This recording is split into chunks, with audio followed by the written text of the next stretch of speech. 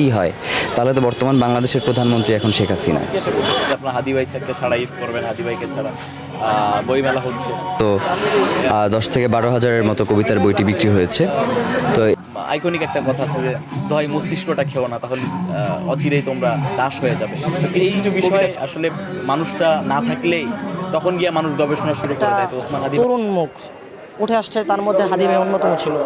অমর একুশে বইমেলার পর্দাটা নাবে কিন্তু মঞ্চের কালচারাল সেন্টারে যে শরীফ ওসমান হাদির লিখিত বই রয়েছে, সে বইটুকু কেনার জন্য ইনকলাব কালচারাল সেন্টারে ভিড় করছে। এবং আমার পিছনে যেই রয়েছে সেই স্টলটি, সেই স্টলে উৎসব জনতা ভিড় এবং সকলেই শরীফ ওসমান হাদির লিখিত বইটি কেনার জন্য ছুটে আসছেন। কেউ বা ছুটে এসেছে পরিবারের সাথে, কেউ বা তাদের বন্ধু বান্ধব, আবার পরিবার পরিজনদের সাথে টি শার্ট, আবার চাবির রিং, বই, বিভিন্ন প্রতীক ছবি কিন্তু পাওয়া যাচ্ছে সেই ইনকলাব কালচারাল সেন্টারে। আজ জানবো কেনই ইনকলাব কালচারাল সেন্টার থেকে এত পছন্দ এবং কেনই শরীফ ওসমান হাদির বই বেছে নিয়েছে তরুণ সমাজ।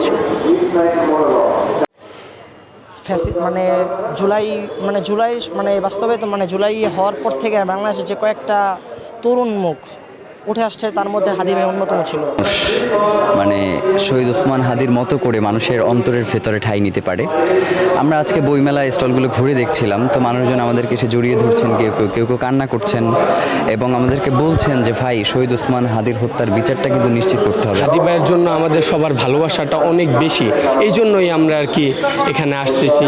এবং হাদি ভাইকে তো আমরা সবসময় নিজেদের আইডল হিসাবে দেখি এবং আমাদের চাওয়াটাও এরকম যে আমরা যেন জীবনের শেষ পর্যায় পর্যন্ত হাদি ভাইয়ের মতো আধিপত্যবাদের বিরুদ্ধে লড়ে যাইতে পারি আমাদেরকে। আপনি ভাবেন যে 3 মাস পার হয়ে গেছে, এখন পর্যন্ত মানুষ এই দাবি থেকে এক বিন্দু পরিমাণও সরে নাই। সুতরাং সরকারের পক্ষ থেকে যদি কোনো ধরনের ভিন্ন চিন্তা করা হয় বা এই ঘটনাকে ধামাচাপা দেওয়ার চেষ্টা করা হয় বা ভিন্ন খাতে রাজনৈতিক দর কষাকষির মধ্য দিয়ে এই ঘটনাকে নিয়ে যাওয়ার চেষ্টা করা হয়, জনগণের যেই সোচ্চার এই ব্যাপারে, আমার কাছে মনে হয় তারা এই ব্যাপারটা পারবে না। শহীদ ওসমান হাদির হত্যার বিচার করতেই হবে এবং শহীদ ওসমান হাদি এই ইনকিলাব কালচারাল সেন্টারকে কেন্দ্র করে যে সাংস্কৃতিক লড়াইটা শুরু করেছেন, ইনকিলাব মঞ্চ, ইনকিলাব কালচারাল সেন্টার, ইনকিলাব স্কুল, আগামীর দিনে বাংলাদেশে এই সাংস্কৃতিক লড়াইটা বেগবান করতে শহীদ ওসমান হাদির এই প্রতিষ্ঠান ইনশাল্লাহ কাজ করে যাবে। আমাদের হাদি ভাই চলে যাওয়ার আগ পর্যন্ত অনেকে বুঝে নেই, অনেকে বুঝছে, ঠিক আছে, কিন্তু হাদি ভাই যে কয়েকটা কথা বলে গেছে, ঠিক আছে, জুলাইয়ের পরবর্তী সময় তা আমরা এখন হারে হারে টের পেতেছি। আর হাদি ভাই হচ্ছে যে বর্তমান সমাজের তরুণের আইডলে পরিণত হয়েছে। একমাত্র কারণ হচ্ছে যে ফ্যাসিবাদের বিরুদ্ধে যে আপোষ করা যাবে না, এটা পরবর্তী সময় আমরা অনেকটা দেখছি যে জুলাই অনেক আপোষ করা, কিন্তু পরবর্তী সময় আপোষ করছে। তো কিছু বিষয় আসলে মানুষটা না থাকলেই তখন গিয়ে মানুষ গবেষণা শুরু করে দেয়। তো ওসমান হাদি ভাই এমন একটা ক্যারেক্টার আর কি, যে এখন তাকে সবাই অনুভব করার চেষ্টা করতেছে তার লেখা বই দিয়ে, তার বাণী সম্বলিত টি শার্টগুলো দিয়ে, বা তার এই যে কালচারাল সেন্টারের যেই পরিশ্রমটা, এটা দিয়ে হাদি ভাইকে অনুভব করার চেষ্টা করতেছে। অনেকে এসে বলতেছে যে আপনার হাদি ভাই ছাড়া ঈদ করবেন, হাদি ভাইকে ছাড়া বইমেলা হচ্ছে।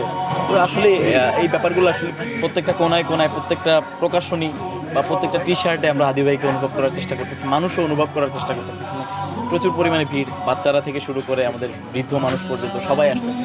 তো এইটা আসলে অকল্পনীয় একটা ব্যাপার এবং অকৃত্রিম ভালোবাসা হাদি ভাইয়ের প্রতি সবার। একটা আইকনিক একটা কথা আছে যে দয় মস্তিষ্কটা খেও না, তাহলে অচিরেই তোমরা দাস হয়ে যাবে।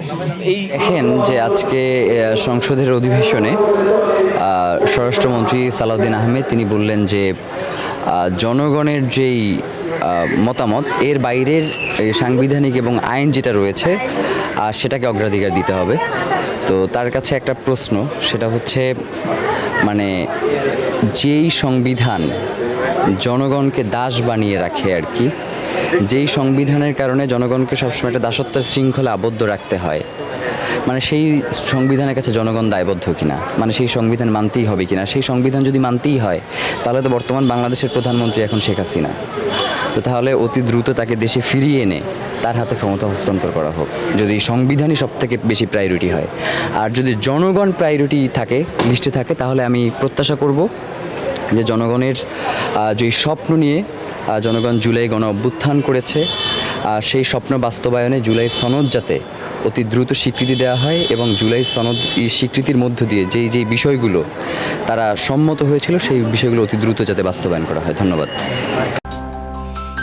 অগ্রযাত্রা প্রতিদিন, নির্ভীক প্রত্যয়ে উজ্জীবিত।